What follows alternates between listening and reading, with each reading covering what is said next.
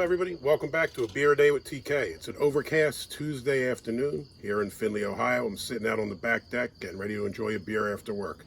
Beer on offer today is Mickey's Fine Malt Liquor.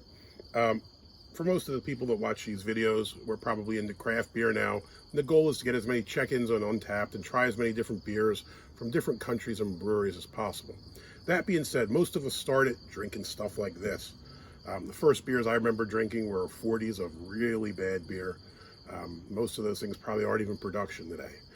As I got a bit older, I had the opportunity to travel to LaCrosse, Wisconsin. My dad lived there for a year. We got to visit the Heileman Brewery. The Heileman Brewery was renowned. They had a giant six-pack. I think at one point it was the world's largest six-pack. It was in LaCrosse, Wisconsin. And they also made Mickey's. So we got to tour the brewery with the other people from the Carpenters Union.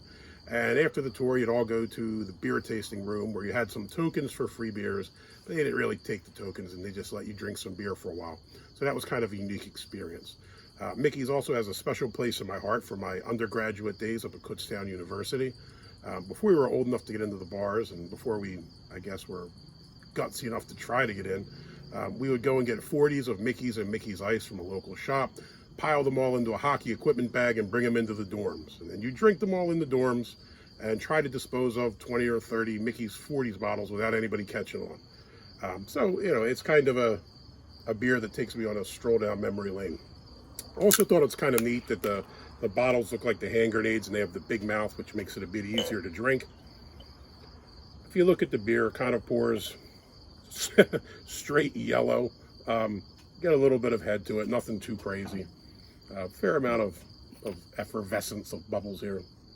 Smells straight sweet, like an adjunct lager, like you'd expect. This is, you know, nothing special in that regard.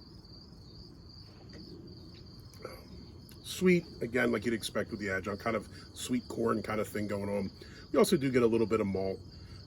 Nothing special, but I would say if your options were this, St. Ides, Colt 45, the other 40s that were available at the time, this wins any day of the week for me.